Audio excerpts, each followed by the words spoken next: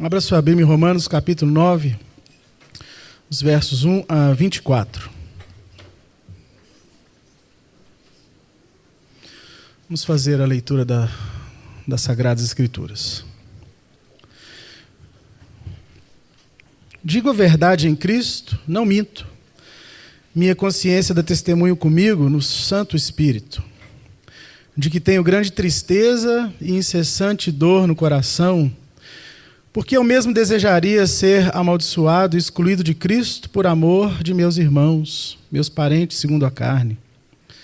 Eles são israelitas e deles são a adoção, a glória, as alianças, a promulgação da lei, o culto e as promessas.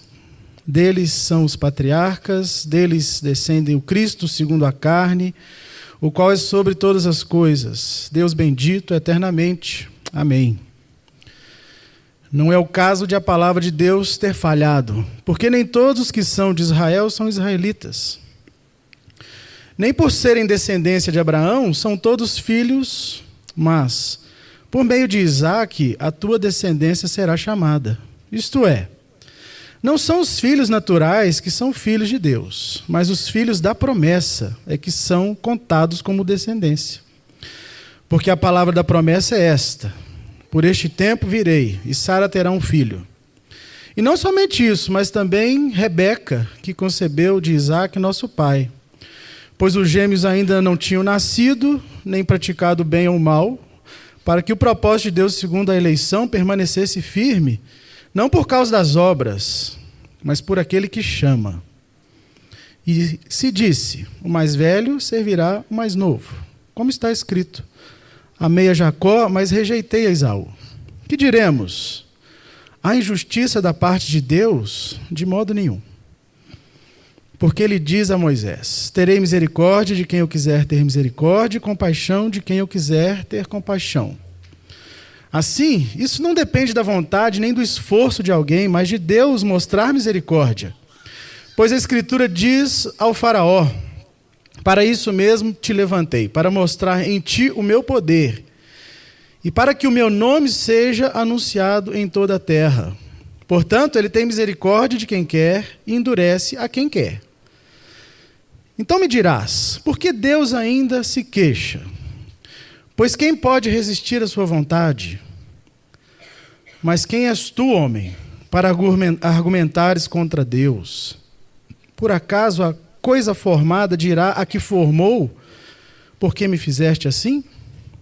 Ou o oleiro não tem poder sobre o barro para com a mesma massa fazer o vaso um uso honroso, ou outro para uso desonroso? E que direis se Deus, querendo mostrar sua ira e dar a conhecer o seu poder, suportou com muita paciência os vasos da ira, prontos para a destruição, para que também desse a conhecer as riquezas da sua glória nos vasos de misericórdia, que preparou de antemão para a glória, os quais somos nós, a quem também chamou. Não só dentre os judeus, mas também dentre os gentios. Pai, essa é a tua palavra e nós queremos pedir que ela cumpra o propósito para o qual ela é nos dada, para nos corrigir, para nos ensinar e direcionarmos, segundo a tua boa vontade, ao propósito eterno que o Senhor preparou para nós. Então nos ajuda, Senhor, a comunicar de forma eficaz. Só o teu Espírito pode fazer isso. Só o teu Espírito pode nos convencer. Então que ele nos use, que ele possa arar nosso coração para que seja um solo em que essa palavra caia, que ela possa germinar, crescer e dar muitos frutos. Te pedimos isso em nome de Jesus. Amém. Irmãos, nós estamos agora numa série que o Regis iniciou semana passada, falando dos 5 pontos conhecidos, como 5 pontos do calvinismo. Não quero me estender tanto na introdução, porque eu ouvi o Regis 2 vezes e vi que ele deu todo o contexto histórico, da Reforma Protestante, em que essa divergência surgiu ali gerada por um homem chamado Jacó Armínio, em que ele discordava de alguns pontos em que os calvinistas vinham, né, já consolidando ali essas doutrinas, chamadas doutrinas da graça. Esses 5 pontos ficaram em discussão durante algum tempo num concílio, né, chamado Concílio lá de Dort, os cânones que foram produzidos ali. Né, esse concílio durou cerca de 5 meses, foi de novembro de 618, se não me engano, né, até março do outro ano, 1618, até no outro ano. E essa discussão produziu esses documentos, e o resumo dele é o que nós estamos pregando aqui. Nós estamos trazendo esses 5 pontos para que nós possamos enfrentar esse tema, né, e deixar claro para alguns a nossa postura teológica.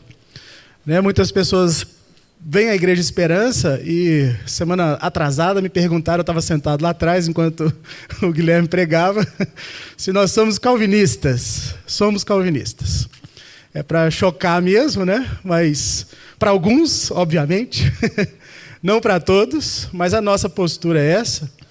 E nós queremos esclarecer esses pontos, né, trazendo à consciência dos irmãos a importância de colocar Deus no seu lugar, a importância de devolver a Deus a supremacia, a soberania. Nós vamos falar disso aqui durante essa exposição, porque esse tema que nós vamos enfrentar hoje é o tema da graça irresistível. Todos os 5 pontos ao longo da história foram tendo outros nomes. O nome que eu vou dar hoje é o chamado eficaz, que é um dos nomes também com que essa doutrina é conhecida. Para quem quiser ler um pouco mais, uma leitura fácil é a desse livro aqui, do John Piper, 5 pontos. Inclusive, nós não estamos seguindo a sequência que o Regis disse aqui, da tulipa, né? Que é um acróstico, um acrônimo, né, dessa ordem das doutrinas. Eu vou furar essa ordem hoje. Nós não vamos falar, né, o Regis falou da depravação, né, e o segundo ponto, segundo a tulipa, não seria esse. Eu estou seguindo a recomendação do John Piper, que diz, né, nesse livro aqui, que ele prefere explicar as doutrinas da graça conforme nós as experimentamos na nossa vida cristã. Após saber que nós somos pecadores, totalmente desprovidos de graça, qualquer que seja, sem mérito algum, é disso que trata a depravação, que o Regis falou aqui na semana passada.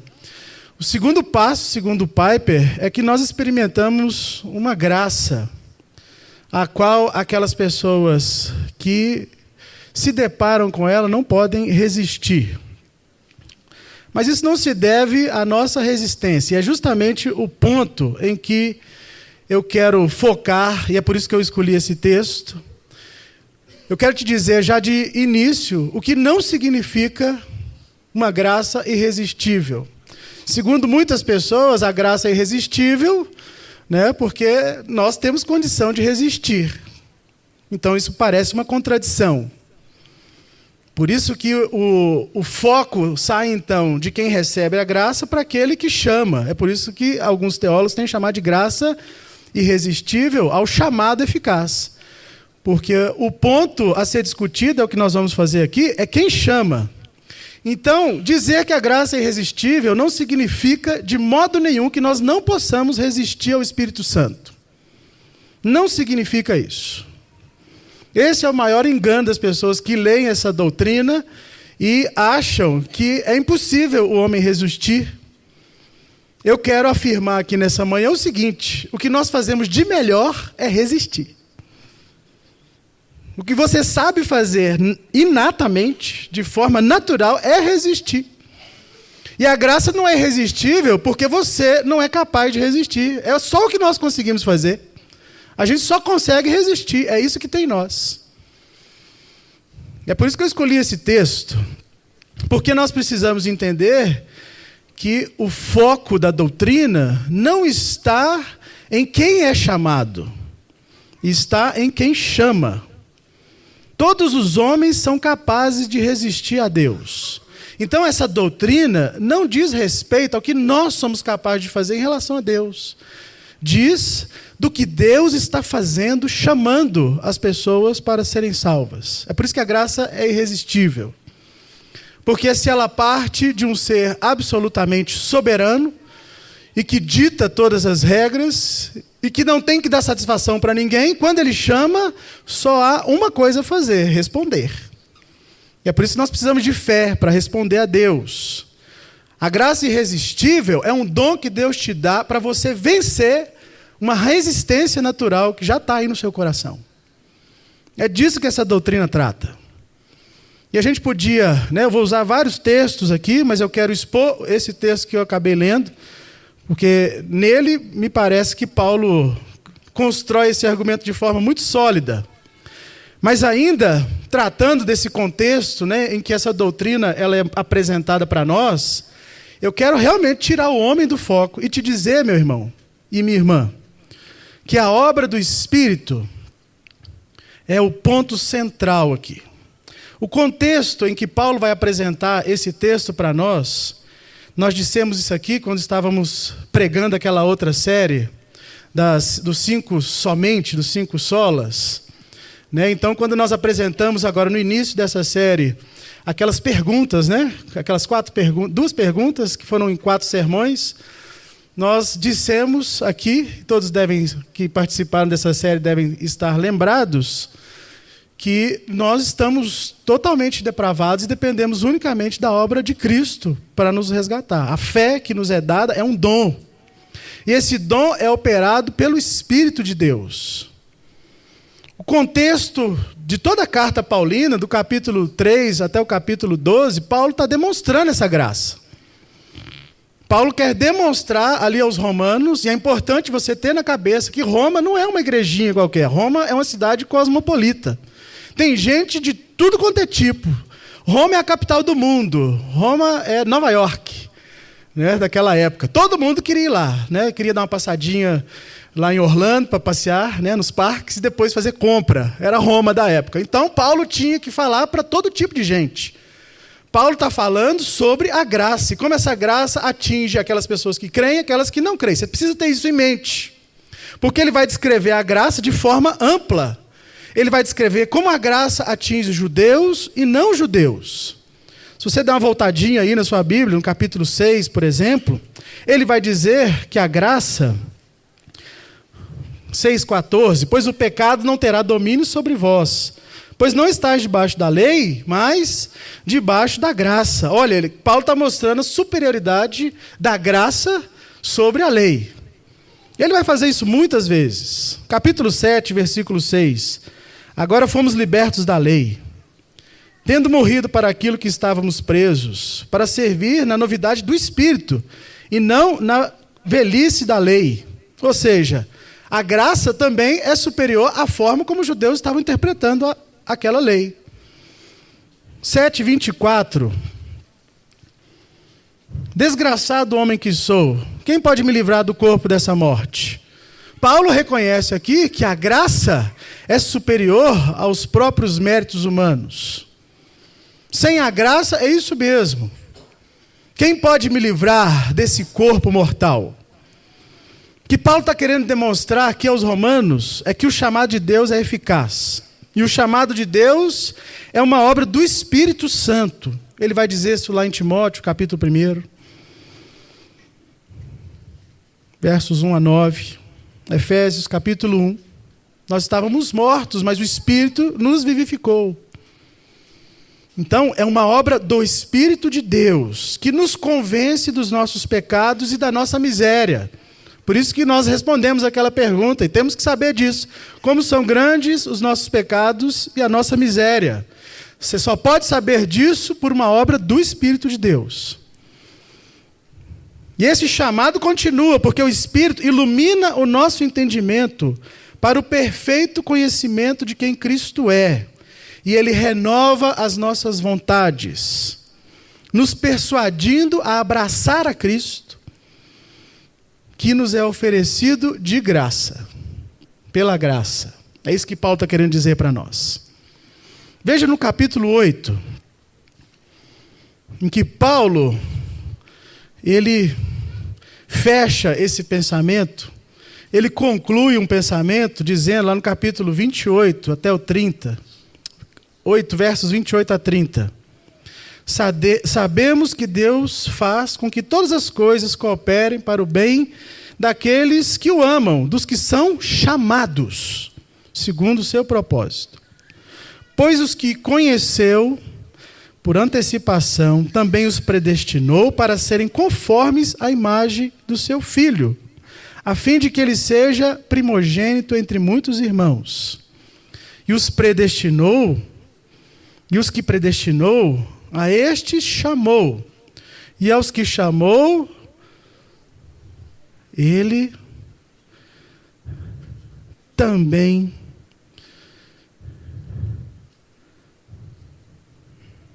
justificou. E quando você recebe a justiça de Deus, Deus te glorifica. Paulo fica cheio do Espírito. Isso é lindo, meus irmãos. E ele canta uma doxologia.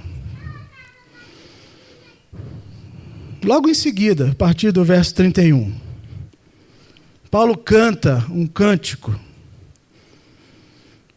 E ao mesmo tempo que canta, no texto que nós começamos a ler, ele se entristece.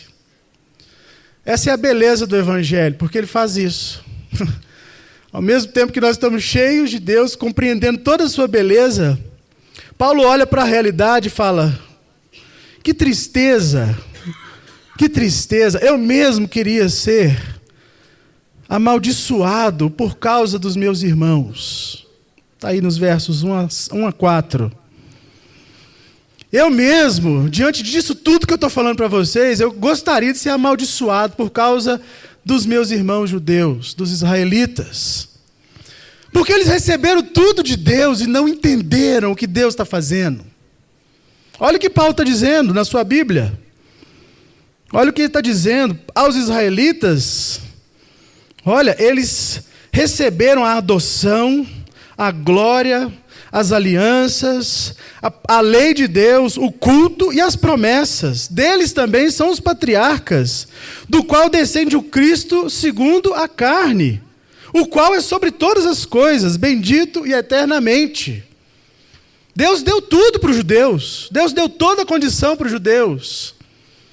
Deus deu tudo para eles. São israelitas, descendentes de Jacó. Receberam as promessas de Deus, as alianças, os pactos que foram firmados com Abraão, Isaac, Jacó, com Noé, com Davi, com Moisés. Tudo isso Deus exibindo a sua glória para que eles reconhecessem a sua bondade, a sua misericórdia. Eles experimentaram a realeza, a glória. Lembra quando o templo foi dedicado por Salomão? Ninguém conseguia ficar de pé, a presença de Deus enchia aquele lugar. Deus exibindo a sua realeza, presentificada, está ali diante dos homens, está ali diante deles, Deus mostrando o peso da sua glória. É motivo de tristeza para Paulo, saber que tudo isso foi dado e eles estavam vendo, participando das promessas que Deus está dando para eles, das promessas, da eleição. Deus chama esse povo de meu povo particular. Vocês têm noção do que é isso, meus irmãos? Deus chama esse povo de um povo peculiar. Deus chama esse povo que Ele escolheu a dedo de amigo, de filho. É isso que Paulo está demonstrando. Essa é a tristeza do apóstolo. Saber que Deus fez tudo para esse povo e eles, ainda assim, resistem. É isso que ele vai tratar aqui. É disso que ele está tratando, meus irmãos. Ele está demonstrando que todo esse privilégio que os hebreus e os judeus receberam durante a história não foi suficiente. Não foi suficiente para que eles olhassem para Deus e o reconhecessem como Deus. E é isso que é necessário saber. Sem a obra do Espírito de Deus, sem o próprio Deus te chamar, Ele pode fazer tudo. Porque a cegueira espiritual é tamanha que você não vai ver. Deus vai passar diante de você e você nem vai percebê-lo. É isso que Paulo está falando. Essa é a tristeza do apóstolo. Que tristeza! Deus fazendo tudo por nós e a gente não é capaz de nem perceber. Olha o tamanho da nossa resistência. E vem alguém me dizer que nós podemos resistir, né? Pode mesmo. A Bíblia está dizendo que você pode resistir. Não está dizendo só que pode, não, que você só resiste. É isso que a Bíblia está dizendo. Deus faz tudo e a gente continua cego. Olha o ponto que o apóstolo chega de cantar um lindo hino e depois ele se entristece. Você só pode compreender a Deus se as coisas espirituais, se o Espírito de Deus agir no seu coração. É isso que essa doutrina ensina para nós. É isso que essa doutrina está querendo nos dizer. Olha o que o apóstolo continua dizendo a partir do versículo 6. Não é o caso da palavra de Deus ter falhado. Ou seja, Deus errou? Será que isso tudo que foi feito é porque Deus estava enganado? Meus irmãos, Paulo é um ótimo rabino. Paulo sabe que o problema não está nas mãos do Senhor. O problema não está na palavra. O problema está em quem lê a palavra e não compreende, porque não recebeu a luz. Esse é o problema da teologia moderna. Quer fazer teologia sem iluminação. Quer fazer teologia assistindo vídeo de internet. Não vai dar. Sabe por que não vai dar? Porque o Espírito precisa iluminar o seu entendimento para você chegar até a palavra de Deus e reconhecer Deus aqui. Não reconhecer os homens. O texto que nós lemos de Mateus aqui. Assim eram os rabinos daquela época. Eles gostavam de ser ouvidos. Eles falavam em praça pública. Estava todo mundo comovido, né? Estava todo mundo cheio de pavorosa. Vamos lá ouvir o rabino fulano. Tinha disputas, né? Para ouvir qual rabino era melhor. E Deus querendo mostrar pela sua palavra, que Ele fala é pela palavra. Deus errou? Paulo está perguntando aqui, ó. Deus errou de alguma maneira? Então ele começa a apresentar uma série de argumentos para dizer que não. Olha o que o profeta Isaías diz.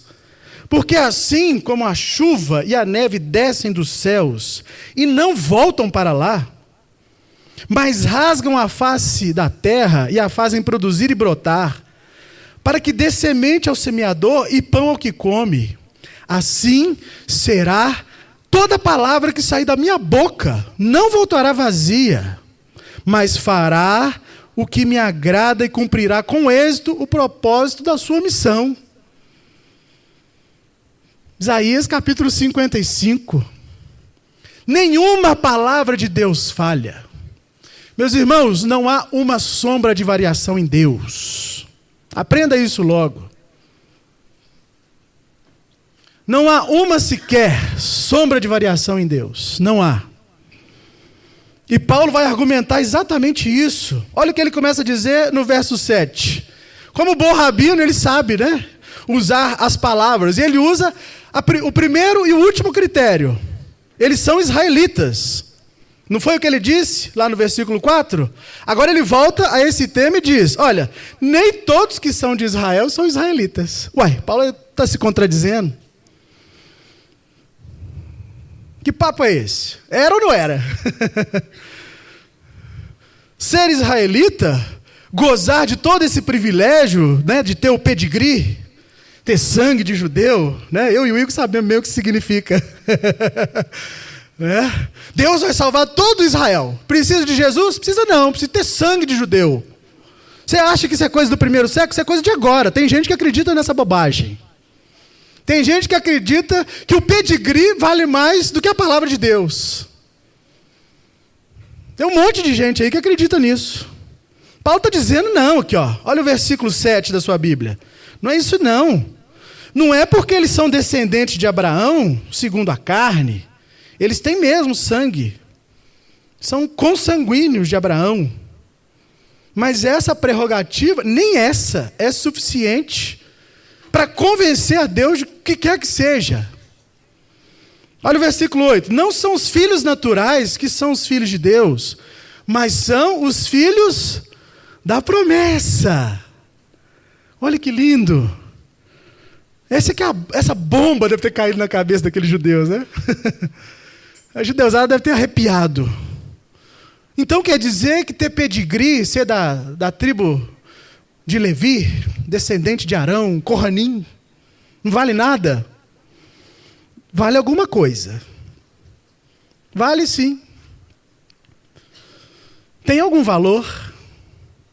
Afinal de contas, Deus já te deu tudo. Aí, ó, Paulo está falando. Tem valor sim. Você tem a promessa, você tem o culto, você tem a Bíblia, você já tem tudo. Então, o argumento de Paulo é um só. Qual o problema? O problema é em quem recebe a promessa? Não. Paulo está falando que a promessa é superior. Quem emite a palavra da promessa é superior a quem recebe a promessa. É isso que Paulo está dizendo. E a gente fica achando que eu recebi a promessa, né? Então eu sou figurinha carimbada de Jesus agora, estou com tudo. Era o que os judeus pensavam nessa época aqui. Afinal de contas, Deus já falou lá, né? Deus não volta atrás. Aí começam aqueles argumentos clássicos, né? Deus não volta atrás no que ele faz. Não. Paulo está mudando a ordem. E aqui ele vai dizer, é por meio de Isaac a descendência. Quem é Isaac? Isaac é quem foi chamado. E Paulo é terrível, né? Que ele vai dizer, olha, nesses versos que seguem aí, ele vai dizer assim, a palavra da promessa, deixa eu explicar para vocês o que é a palavra da promessa. O que vale é a palavra. Porque os meninos nem tinham nascido. Vocês acham que Deus escolheu um e escolheu o outro porque o desempenho moral deles era superior? Paulo está dizendo aqui, eles não tinham nem pecado ainda. Não havia nem bem e nem mal. Olha o versículo 11 da sua Bíblia. Eles não tinham feito nada. Não tinha bem e mal. Então o critério não é moral. O critério não é o que está fazendo. O critério é a palavra que sai da boca de Deus. É isso que Paulo está argumentando aqui. Lembra lá de João capítulo 1? Todos que ouvem, que recebem o chamado, olha o que esse chamado faz com aqueles que ouvem. João capítulo 1, versículo 12. Todos que ouvem, creem. E os que creem, Deus lhes dá uma prerrogativa de serem filhos de Deus. Olha o que João vai dizer lá também no capítulo 10. Jesus dizendo às suas ovelhas, aquelas ovelhas que ouvem a minha voz, elas me escutam e me seguem. O argumento de Paulo é muito lógico, muito sensato. Quando a palavra de Deus é proferida, aqueles que são de Deus voltam-se para Deus. Isso que Paulo está dizendo.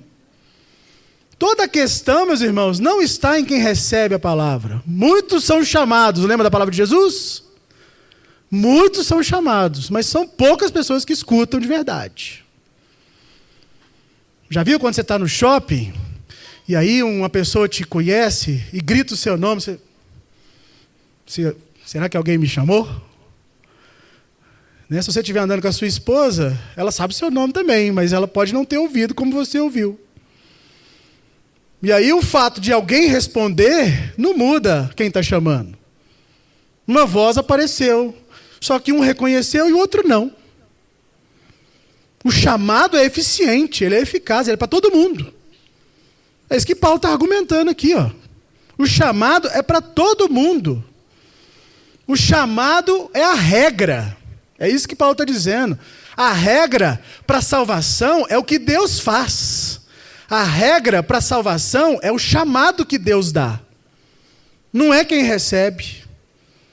Olha o que Efésios capítulo 1 diz. Deus, o Pai de Jesus Cristo, nos abençoou com toda sorte de bênçãos espirituais nas regiões celestiais em Cristo, como também nos elegeu antes da fundação do mundo, igualzinho Paulo está falando aqui no capítulo 8, para sermos santos e irrepreensíveis diante dele em amor. E nos predestinou para si, segundo a boa determinação da vontade que Ele tem para sermos filhos adotivos, por meio de Jesus Cristo, para o louvor da glória da sua graça, que nos deu gratuitamente no amado.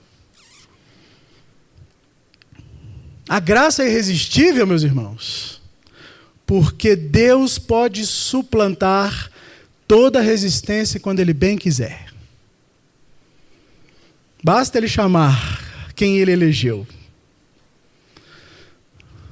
Quando Deus quer agir segundo o seu propósito soberano, não há quem lhe resista. Não há. Deus nos chama para a fé em Jesus, e é por isso que esse chamado é eficaz, porque ele atinge o propósito. Qual é o propósito? Está aqui, Romanos 8. O propósito eterno de Deus é tornar quem não era povo, povo. Tornar quem não era filho, filho. Está aqui, ó. Nos predestinou para sermos conformes à imagem do seu Filho. Esse é o propósito de Deus. Por isso que Ele chama. É porque Ele quer ter filhos semelhantes a Jesus. Está aqui na sua Bíblia. Romanos 8, capítulo 28. Você acha que Paulo já não sabia o que estava sendo dito aqui? Então, meus irmãos, Paulo segue aí no verso 14. Ó. Então, o que nós diremos? Há alguma injustiça da parte de Deus? Paulo chega a ser irônico, né? Alguém pode dizer que Deus é injusto por Ele ser quem Ele é? É você que não sabe quem Deus é. Esse é o problema. Se você tivesse categorias para explicar a soberania de Deus, se elas fossem suficientes para enquadrar Deus na soberania, que é um atributo que Deus não comunica para nós de forma completa, a gente saberia que Ele faz o que Ele quer. E Ele não é injusto por ser quem Ele é, não. Ué. A graça é um atributo da livre vontade de Deus, de fazer o que dá na telha. Deus não pede conselho para ninguém. Paulo fala isso aqui nos Romanos 12 também. Quem pediu conselho para Deus? Quem pode ser seu conselheiro? Está em Romanos. Ah, mas Deus deve precisar de uma ajudinha, né? Afinal de contas, o Igor disse isso aqui da última vez que ele pregou, né? A coisa mais absurda do Evangelho, sabe o que é? É que você não precisa fazer nada. É isso que é louco. Aí você fica inquieto, né? Todo mundo com TDAH. Dá uma ajudinha para Deus. Né? Todo mundo com hiperatividade. Aí você tem que... Ah, não é possível. O que precisa fazer? Deitar e dormir. Não, mentira. O mundo não funciona assim. Eu sei. Funciona assim mesmo, não. Eu sei que não sabe. Descansa no Senhor. Aí você lê esse negócio agitado, né? Descansa no Senhor. Mas como é que descansa, Senhor? Meu Deus, tem que trabalhar, tem que fazer penitência, tem que ir lá no pastor para pedir perdão. O problema está em nós. É a gente que está quebrado. Está todo mundo com TDAH mesmo. A Bíblia manda você descansar, você quer trabalhar. A Bíblia manda você repousar em Deus, você quer ficar acordado até de madrugada. O problema está em nós. O problema é que nós não reconhecemos o que a graça significa. Essa é toda a questão que Paulo está levantando aqui. Ó. O chamado eficaz, meus irmãos, é aquele momento em que os atributos de Deus se tornam disponíveis. É a sua presciência, o que ele já sabia de antemão sobre todas as coisas, se une radicalmente aqui, ó, com aquele momento que ele fala: eu escolhi as pessoas para serem filhos. Esses atributos eternos de Deus se tornam comunicáveis para nós, revelados em Jesus. Tudo que Deus é no seu ser, na sua ontologia, tudo isso está reunido em Cristo. E aí Cristo, economicamente, vai lá e mostra a cara de Deus. É a Trindade linda. Tem atributos que você nunca vai saber, nunca vai conhecer, nunca vai dar conta de descrever. Aí Deus junta essas duas características da Trindade, ontológica e econômica, o que Deus é e o que Deus faz, e reúne tudo em Cristo, e chama isso de graça. e mostra para você. O que é que precisa? Crer. Só isso. Crer. Mas então não é tão difícil assim. Mas não é não, ué. Paulo vai seguir aqui no texto dele, ó. Aí a partir do verso 15 e 18, ele começa a citar a Bíblia, porque é assim, né? A Bíblia é a fonte de autoridade para nós. Ele cita duas pessoas e parece que há uma ambivalência. Primeiro ele cita aí Êxodo 33, falando de Moisés. Êxodo 33 é aquele momento em que Moisés, Senhor, me mostra a sua glória, mostra a sua cara, eu quero ver quem o Senhor é. Deus fala assim, eu vou fazer passar diante de ti um atributo que você vai dar conta. A minha bondade, minha graça. Oh, deve ser Jesus que passou lá assim, para Moisés. Porque, Moisés, é o seguinte, ninguém viu a Deus e se vê morre. Não dá conta, é insuportável. Deus é infinito, não cabe em lugar nenhum. Mas eu vou dar um jeito para você, vou te revelar a minha graça. Olha, ó, vai passar diante de ti. Depois, no mesmo argumento, aí o Paulo usa lá um sujeito esquisito, e a Bíblia é cheia disso, né? Ele está se referindo a Êxodo capítulo 9. Quando Deus abate a pretensão de Faraó, e Deus mantém Faraó vivo. Está aí na sua Bíblia. Deus mantém o Faraó vivo. Leia na sua Bíblia. Pois a Escritura diz, versículo 17, para isso mesmo eu te levantei. Deus levantou o Faraó, sabe para quê? Para resistir. Deus levantou o Faraó para resistir, está aí na sua Bíblia. Para mostrar em ti todo o meu poder. E para que o meu nome seja anunciado em toda a terra. Toda a terra. Sabe aquela pergunta que surge naturalmente quando a gente está estudando as doutrinas da graça? Então quer dizer que eu sou um fantoche nas mãos de Deus? Eu fiquei pensando melhor sobre essa frase. É isso mesmo. É porque a nossa depravação é tanta que o que a gente não sabe e o que a gente não quer saber não é quem manipula. Sabe qual que é o problema do pecado? É que o pecado faz você querer ser manipulado por ele mesmo. O pecado manipula a sua vida. A Bíblia diz que você é escravo do pecado. Aí quando Deus quer tocar em você, você fala, não, eu não vou deixar Deus tocar em mim, porque senão é marionete, eu não tenho liberdade. Isso que a graça faz. Ela toca na liberdade. Não há como não ser escravo de alguma coisa. Ou você é escravo do pecado, como diz a Bíblia, ou você é servo da justiça. Você não tem opção de ser totalmente livre, porque esse é um atributo pertencente unicamente a Deus. A questão aqui que eu coloco para você é a seguinte: em que mão que você quer estar? Qual a mão você quer que te manipule? Já viu aqueles irmãozinhos? Ah, a mão de Deus vai pesar na minha cabeça. Tira a mão de Deus da sua cabeça para você ver o que vai rolar.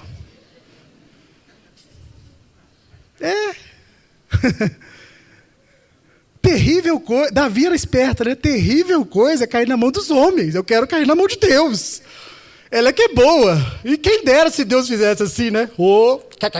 E ri e tal. Que bom que seria. Que bom seria. Seria ótimo. Porque a questão aqui, meus irmãos, é onde você vai estar. É onde você deposita a sua segurança. Deus está te chamando para você ser filho. Deus está te chamando para fazer parte da família dele. Isso tem implicações. O pai é a lei. Filho obedece. Você acha que essa ordem vai mudar? O problema é que nós temos na educação dos nossos filhos. Hoje quem manda são os filhos. Não é não? Ah, pastor, mas você está muito nervoso. Estou não, estou calmo. Relaxa. Né? É porque eu tô igual Paulo, gente. Eu tô triste de ver como as pessoas, não entendendo a Bíblia e não entendendo quem Deus é, o reflexo que isso tem na sua casa. Seus filhos vão mandar em você, sabe por quê? Porque não tem pai. Sabe por quê? Porque você quer usar a sua liberdade para fugir de Deus. Por isso que o Regis pregou aqui da nossa depravação. Nós usamos a liberdade para resistir a Deus. Os filhos usam da liberdade para manipular os pais. Por isso que faltam pais cristãos, homens de verdade. Eu lembro uma vez na faculdade, o professor virou para mim: pai não é para ser amado, pai é para ser respeitado. Eu falei: nu. Na hora veio Deus na minha cabeça, é isso mesmo. Quem tem as minhas palavras, Jesus fala lá, ó. Quem que é o discípulo de verdade de Jesus? Aquele que tem os meus mandamentos e obedece, guarda. O sinal de amor é ouvir a voz de Deus e respeitar. E responder. Isso é obra do Espírito. É isso que o Espírito faz. Ele quebra a resistência do seu coração. O melhor lugar para se estar, meus irmãos, é na presença de Deus. É isso que Paulo está dizendo aqui. Porque a graça se opõe radicalmente às nossas obras. A graça é a oposição de toda pretensão humana de querer se salvar. E é por isso que ela é imerecida. E ela não é só imerecida, não. Ela é imerecível. Entende a diferença? Ela não está disponível do jeito que você acha, com base nos seus méritos. Ela vem de fora. Ela te alcança. Ela não é só imerecida, não. Ela é imerecível, porque você não tem acesso com nada que você dê conta de fazer. Absolutamente nada. Tem nada que você possa fazer para receber a graça. Pelo contrário, ao Espírito de Deus te chamar, quando o Espírito de Deus te chama eficazmente, olha que lindo, ele faz você crer, se arrepender e confiar. É isso. Ele faz você crer, se arrepender dos seus pecados e confiar. Crer, arrepender e confiar. Crer, arrepender e confiar. Por isso que a graça é irresistível. Paulo segue aí no verso 19.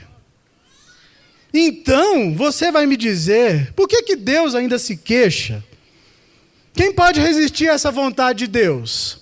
Numa melhor tradução, Paulo está fazendo, é levantando uma objeção. Qual a objeção? Ele está dizendo assim: então, se Deus é soberano sobre tudo, por que ele ainda põe culpa sobre nós? Se a gente não pode resistir... Agora, Paulo já está fazendo um contra-argumento, né? Se Deus já fez tudo e a gente não pode resistir mesmo, então por que ele culpa alguns? Parece uma pergunta... Agora, Paulo mesmo colocou ele numa jaula, né? Uma pegadinha. Então, se Deus é soberano, eu até reconheço. Por que ele culpa alguns? Por que tem gente indo para o inferno? Leia a sua Bíblia. Esse é outro erro que a maioria das pessoas que vão a essa doutrina cometem. Porque a gente diz crer na soberania de Deus, mas a gente, olha que doideira, a gente está querendo dar instrução para Deus. A gente está querendo pedir permissão para Deus para fazer isso ou aquilo. Qualquer coisinha que Deus faça que nos desagrade, automaticamente a gente coloca Deus no banco dos réus. Os alunos do IB que me perdoem, mas eu vou ter que usar vocês de ilustração. Essa semana, dando aula de Apocalipse, deu uma controvérsia teológica na sala. Aí, o assunto eu não vou me lembrar agora, eu estava estudando ali a introdução ainda, né? Eu estava falando da soberania de Deus. Todo mundo concordou. Deus é soberano, Deus manda e desmanda, não sei o quê. Aí lá pelas tantas, no finalzinho da aula, alguém perguntou assim: e as crianças, quando elas morrem, para onde elas vão? Aí eu olhei para aquilo e falei: para o inferno. Não! Ó, um monte de juiz levantou na sala. Não é possível que Deus é assim. É claro que eu vou explicar, tá bom? Não vou deixar ninguém na dúvida. Eu já percebi que a turma aqui é igual a do IB. Pelas caras. Ó, teologicamente dizendo, o que todos os homens merecem é a condenação. Não é? Todos pecaram, e aí eu fui explicar. Ué. Ok. Mas eu não estou falando de todas as crianças. E as crianças que Deus elegeu de antemão? Igual aqui, ó. Esaú, e igual o irmão dele. Aqui que está o erro. Todo o erro está aqui. As doutrinas da graça são uma doutrina de adoração.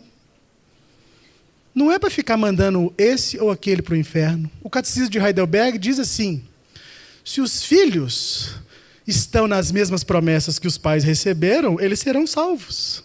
Na pergunta 18, se não me engano. Lá pelas tantas, na pergunta 84, ele fala, mas esse filho aí que cresceu, instruído na promessa, ele tem que batizar também. Tranquilo? Batiza o filhão. Né? Confirma o batismo, né? Porque já foi batizado.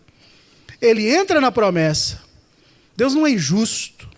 Deus não é injusto com as suas esperanças. É isso que Paulo está ensinando aqui. Deus não é injusto com os homens. Se ele tem que salvar, ele salva quem ele quiser. E eu só falei que as crianças iam ao inferno para tumultuar mesmo. Para dizer que na condição é o que nós merecemos. Mas o argumento de Paulo aqui é o contrário. Por quê? Olha o que Paulo vai dizer. Deus é injusto? Não, não é injusto não. Porque a sua soberania não se opõe à sua misericórdia. É isso que é lindo nessa doutrina, meus irmãos. A justiça de Deus, e se Deus quisesse executar justiça, ele mandaria todo mundo para o inferno. Mas o atributo de Deus, que sustenta também todas as coisas, é a sua misericórdia. É a misericórdia. O mais alto nível de insolência é você colocar Deus no banco dos réus. E você dizer, o que eu devo fazer para ser salvo? Nada. Paulo está falando aqui para nós que não devemos questionar a Deus. Porque quando se trata de salvar o homem, Deus não se vale da sua justiça, ele se vale da sua misericórdia. Por isso que ele não é injusto. É por isso que quando nós pecamos, nós recorremos a Deus. Se ele fosse executar justiça, você merecia o inferno. Mas ele olha para você com misericórdia. É o que está escrito aqui na sua Bíblia, ou não é? Terei misericórdia de quem eu quiser. E eu vou resistir quem eu quiser. Está aí na sua Bíblia. Ou não está? 2 vezes Paulo fala isso. Eu tenho misericórdia de quem eu quero. Porque o vaso pode dizer para o oleiro, me faz assim ou me faz assado? Quem é você, meu irmão? Quem é você, minha irmã? Você é vaso. Tem vaso que é para desonra. Sabe quando o oleiro coloca ali no torno? Se ele mexer a mãozinha para o lado, entorta. Aí o vaso fica assim, não quero ficar torto, quero ficar retinho. Não tem essa opção, não. Já viu um vaso falar para o oleiro? Isso que Paulo está dizendo. Tem vaso que é para desonra. Tem vaso que está cheio de podreira, é o faraó. Tem vaso que só resiste. Mas tem um vaso, meus irmãos, que quando é chamado por Deus, esse vaso é para a glória. Você recebe de Deus o poder de ter seus pecados apagados. Entenda hoje que a doutrina da graça está te ensinando que você pode resistir. Deus não vai fazer nada contra a sua vontade. Mas se a sua vontade se submete à de Deus, não há como não responder a Deus. É por isso que esse chamado é eficaz e essa graça é irresistível. Porque você vai ver a luz. Você vai ver que a eternidade é uma realidade para você, para sua família, para quem você reconhecer como filho de Deus. Você vai ver que a luz brilhou para você e te tirou de um estado de morte. Você estava morto, mas agora em Cristo, pela graça, você está vivo. E quem experimenta a luz não quer ficar nas trevas. Quem experimenta a luz quer ficar junto dela. Quem experimenta todo o bem quer gozar de todo o bem. Quem experimenta a justiça quer ser justificado. Quem experimenta a graça fica como Paulo, triste de ver que as pessoas não ouvem a voz de Deus. Que tristeza! Que tristeza saber que Deus está fazendo tudo e fez tudo em Cristo. E nós continuamos surdos, resistentes. Olha como ele termina no versículo 22. Aliás, 24. Deus faz isso tudo, manifesta a sua justiça, a sua misericórdia, para que desse a conhecer as riquezas da sua glória, como ele fez com os judeus. Porque Deus preparou essas coisas de antemão para a glória dele mesmo, os quais somos eu e você, meu irmão. Nós, judeus e gentios. Olha como é que Paulo termina dizendo: nós que fomos, está aí na sua Bíblia, chamados de forma eficaz. São esses que são salvos. 4 pontos para a gente terminar. Se não houver uma ação contínua da graça salvadora, que é operada por esse Espírito de Deus, nós sempre usaremos a nossa liberdade para resistir a Deus. Mas se o chamado é eficaz, você precisa entender que sem ele, você é incapaz de se submeter a Deus. Jesus disse isso: ninguém pode vir a mim se o Pai que me enviou não o trouxer.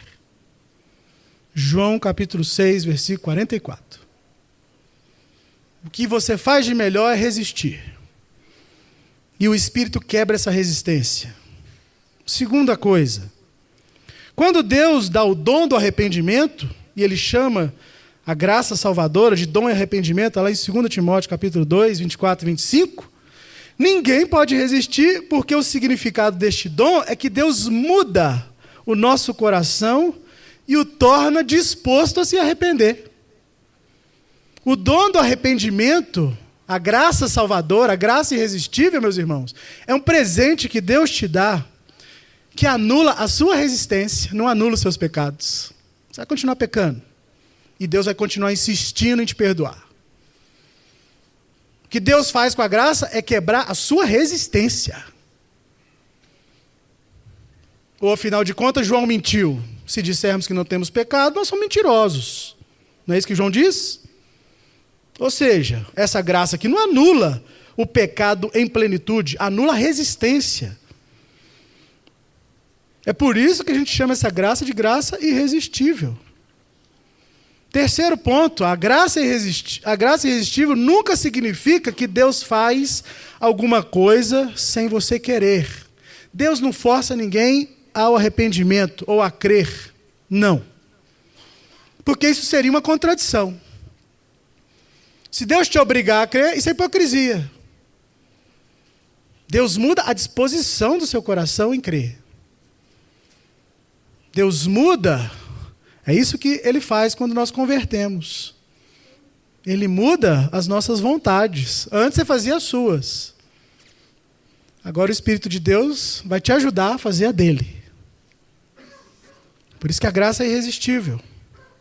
Quarto e último ponto, a graça é perfeitamente compatível com a pregação da palavra de Deus. Porque é pela palavra pregada que o Espírito Santo nos convence. Nos convence a fazer o que é mais sensato. Irracional é permanecer no pecado. Deus usa a palavra dele, meus irmãos, para realizar uma mudança sobrenatural nas suas vontades, no seu coração. É pela palavra, esse é o meio ordinário, é o chamado que Deus dá a todos os homens. Por isso que a palavra tem que ser pregada. E os teólogos vão chamar isso de chamado geral. O chamado que é dado para todo mundo tem que pregar a palavra mesmo, porque eu não sei quem é eleito, eu não sei quem vai ser salvo, eu não sei quem Deus está chamando. O meio ordinário pelo qual Deus vai chamar as pessoas está aqui, ó. A fé vem pelo ouvir e ouvir a palavra de Deus. Então prega a palavra, Timóteo. Prega, insiste nesse negócio. Porque Deus está querendo salvar, Deus suspendeu a sua ira para salvar esses vasos de desonra.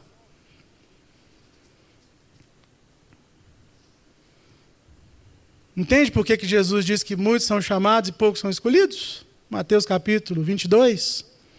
Eu quero encerrar lendo Hebreus capítulo 3. Versos 1 a 15. Portanto, santos irmãos, participantes do chamado celestial, considerai com atenção o apóstolo e sumo sacerdote que declaramos publicamente, Jesus. Ele foi fiel àquele que o constituiu, assim como também foi Moisés e toda a casa de Deus. Pois ele merece uma glória maior do que a de Moisés. Assim como o construtor tem honra maior do que a casa. Porque toda casa é construída por alguém, mas quem edifica todas as coisas é Deus. Moisés, como servo, foi fiel em toda a casa de Deus para testemunho das coisas que seriam anunciadas. Mas Cristo, como filho, é fiel sobre a casa de Deus, casa que somos nós, se conservarmos firmes até o fim a nossa confiança e a glória da esperança. Assim, como diz o Espírito, hoje, essa palavra é para você. Hoje, se ouvirdes a sua voz, não endureçais o coração, como na rebelião no dia da provação no deserto. Onde vossos pais me tentaram, pondo-me à prova, ainda que durante 40 anos tenham visto as minhas obras. Por isso me indignei contra essa geração e disse, esses sempre erram em seu coração e não chegaram a conhecer os meus caminhos. Assim eu jurei na minha ira, não entrarão no meu descanso. Irmãos, cuidado para que nunca se ache em qualquer um de vós um coração perverso, rebelde, resistente, incrédulo, que vos desvie do dom de Deus, do Deus vivo. Antes, exortai uns aos outros todos os dias durante o tempo em que se chama hoje, para que nenhum de vós seja endurecido pelo engano do pecado. Porque temos nos tornado participante de Cristo se mantivermos a nossa confiança inicial até o fim. E novamente, enquanto se diz, isso precisa ser repetido, se hoje ouvirdes a sua voz, não endureçais o vosso coração, como na rebelião. Vamos orar. Deus, te amamos, te agradecemos, te louvamos, porque de modo assombroso, o Senhor encarnou, se fez gente. Tudo o que era preciso saber sobre quem eu sou, sobre o que eu faço, sobre para onde vou, o Senhor revelou em Cristo Jesus. Ele é a nossa esperança. Ele é o sinal gracioso de que a sua ira foi aplacada.